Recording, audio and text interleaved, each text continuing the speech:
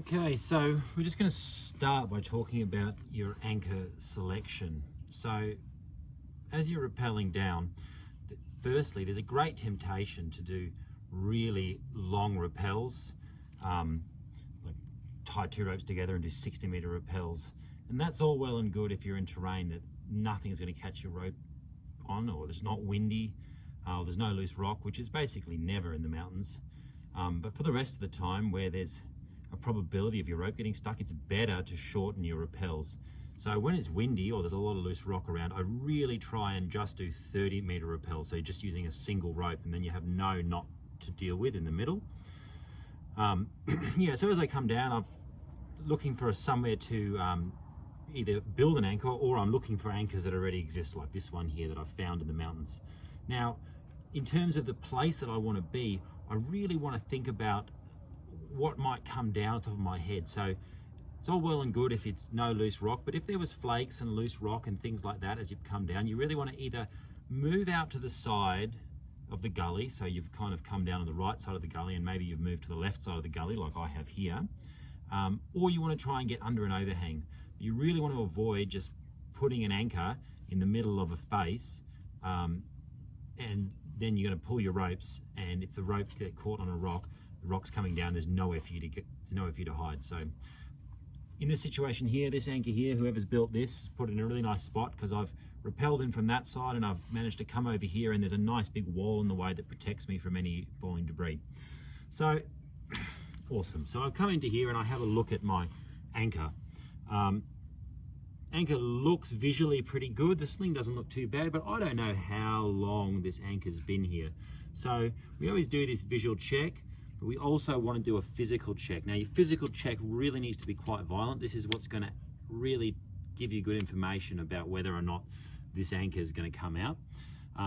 And people might think this is just a bit of, like, you know, sort of a bit of overkill, but I've actually pulled quite a few anchors out in the mountains, so I'm really big on the process here. So what we're going to do is we're going to take something that doesn't stretch. So I'm going to use my PAS, but if you are using like a quick adjust or something dynamic, you really want to use a quick draw or something that really won't stretch. And I'm going to come down till I can clip into this anchor, and then I'm going to get low,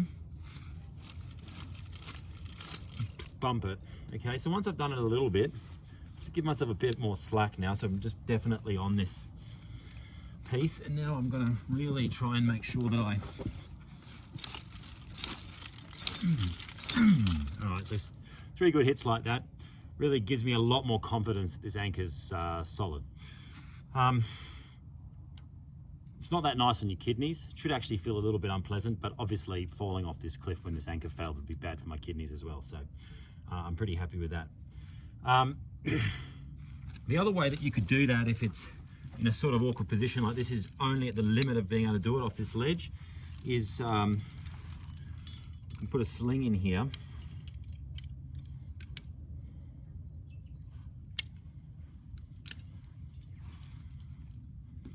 Okay, and you can.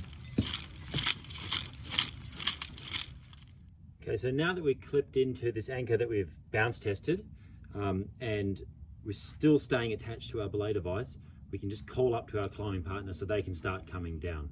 So we'll just shout, "Off, rappel!" Okay, so now before the climb partner comes down, we want to build a backup anchor, and really we want to try to build a completely separate anchor to this anchor so that we can both just hang on that.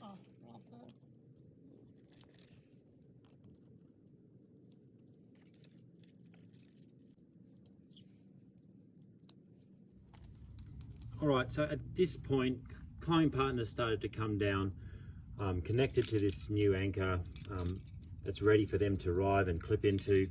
What I'm going to do is try and sort my ropes out before they get to me. So I'll just take one end of the rope that I'm going to pull. Obviously, if you're wrapping on 2 ropes, then you're going to have a knot in there, and there'll be 1 rope that you're going to be pulling. So you want to put the rope that you're going to pull through.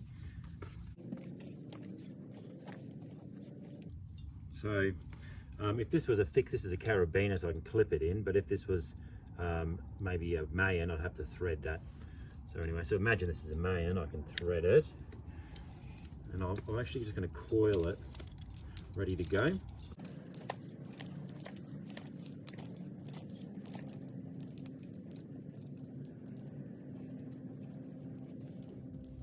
Okay, I'm just going to clip this in so that absolutely no chance of losing it. It's the last thing you really want in the mountains is to just be two people on a ledge with no rope. Okay, so I've just clipped that rope in, ready to go.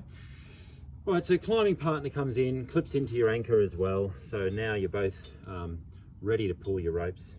So now at this point, I want to take my prusik off. Okay, and you're just definitely making sure you're not losing the ends of your rope here, because that's quite bad. Okay, so what we're going to do is we're going to pull this rope and we'll thread it through this anchor until it reaches the halfway mark. So one of you could probably be pulling and one of you could be threading, making sure that I keep a hold of the end of my rope, taking the knot out. So just at that last little bit where you're going to pull, you really want to pull into your safe spot. So for me, it's pulling out to the left here so that any rocks can fly down there. So just pull into my safe spot, right, and just pull this rope, and it pulled. Always a good feeling. Now we need to start looking at setting the ropes up for rappelling. So, you know, there's a temptation again, just a laziness, just to turf your ropes off the edge of the cliff, and that you could do that if it was no wind, no loose rock, and no kind of flakes you could get caught behind, which is not that common in the mountains, but sometimes on an icy face that might work.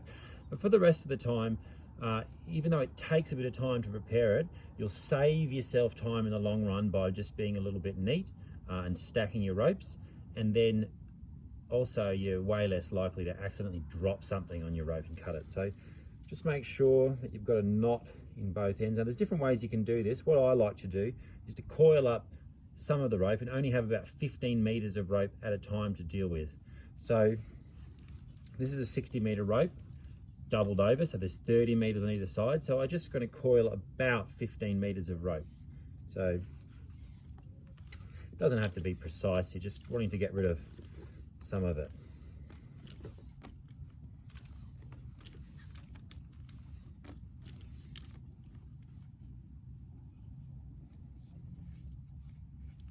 Okay, and what I do to finish that is just poke the bight through the end, over the top, and then pull that tight, and make sure that you pull that tight so it shouldn't, won't come undone. Okay, now tying a knot in there. Okay, and that's just going to clip onto my harness there. Now I've already done it on this side because I was so efficient, if I do say so myself. Okay, and I'm going to clip that onto this side as well. Okay, so now I've only got 15 meters of rope to deal with, which I can really manage. It's unlikely to get caught up in things.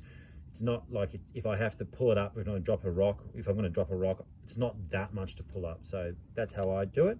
Obviously, if I had 60 meters of rope, you've doubled the ropes over, then you're going to have to do, a lot more coiling. So what I would do with 60 meters of rope is I would do 3 sets of 15-meter coils on each side, so that way I can just drop 15 meters at a time. So I'm only ever dealing with 15 meters of rope. Okay, so another way to do this is what's called saddle bagging your rope. So I'll just show you how that works. So you just take your end, make sure there's a knot in the end of it, and you're just going to do coils, nothing too big.